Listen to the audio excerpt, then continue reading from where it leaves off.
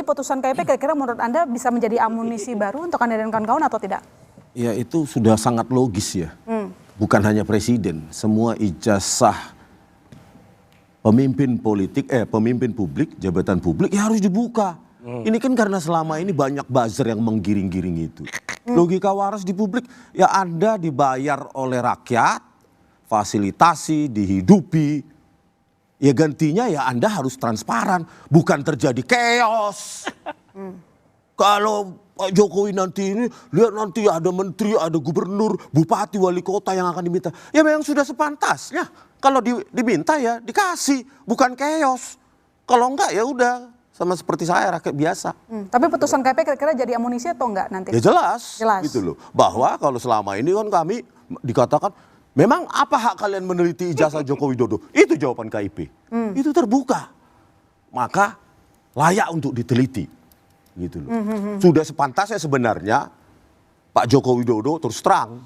Apakah hanya memiliki ijazah sarjana muda, rakyat pasti mengampuni. Ya, karena apa? Sesuai dengan yang disita oleh Polda Metro Jaya sebagai tergugat di sidang KIP juga itu. Informasi itu. Barang bukti yang kami sita adalah transkrip nilai sarjana muda untuk keperluan sarjana muda itu yang disita.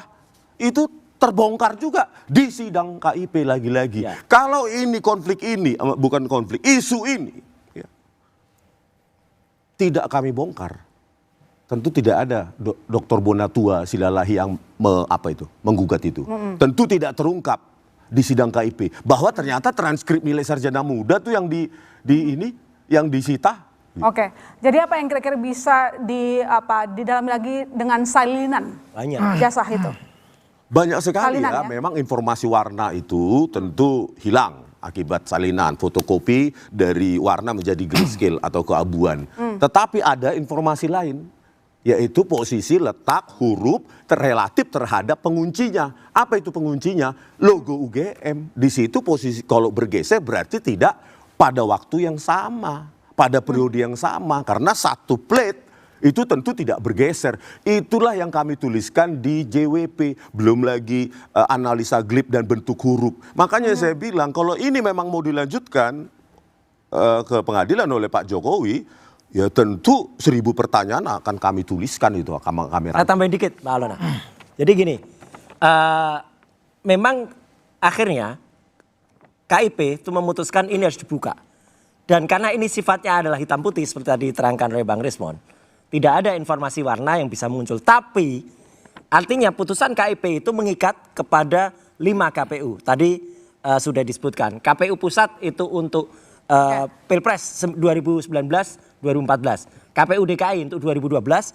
KPU Solo untuk 2005-2000. Nah ini nanti kita punya kunci. Tapi kan sebenarnya yang diputuskan itu cuma salinan Mas Roy. Gak apa-apa, bukan hanya salin. Nanti kita akan bisa melihat apakah pelegalisasi ini benar atau enggak.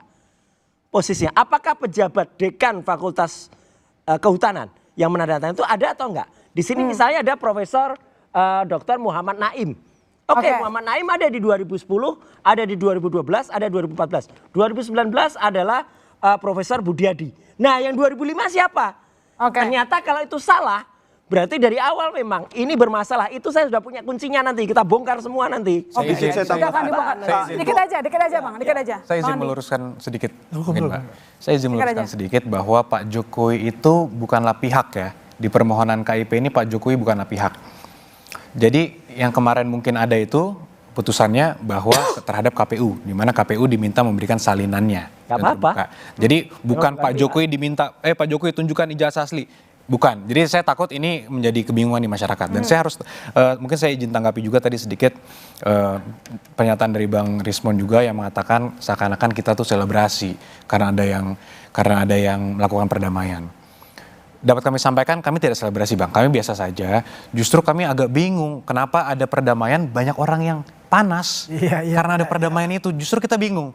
Karena kembali kami sampaikan, Pak Jokowi itu sangat menghormati Bang DHL dan Bang Egy.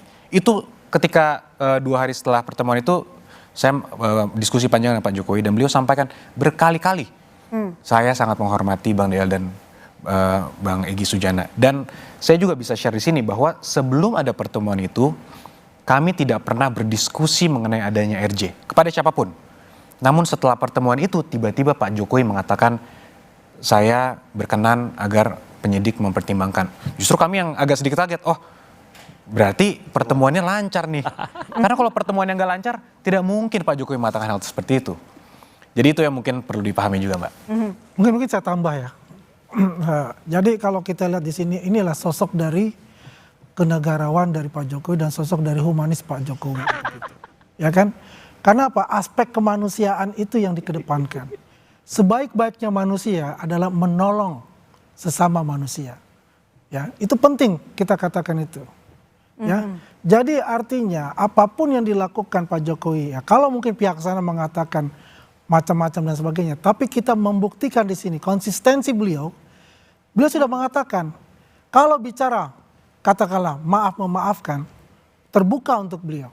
Memang proses hukum itu tetap berjalan.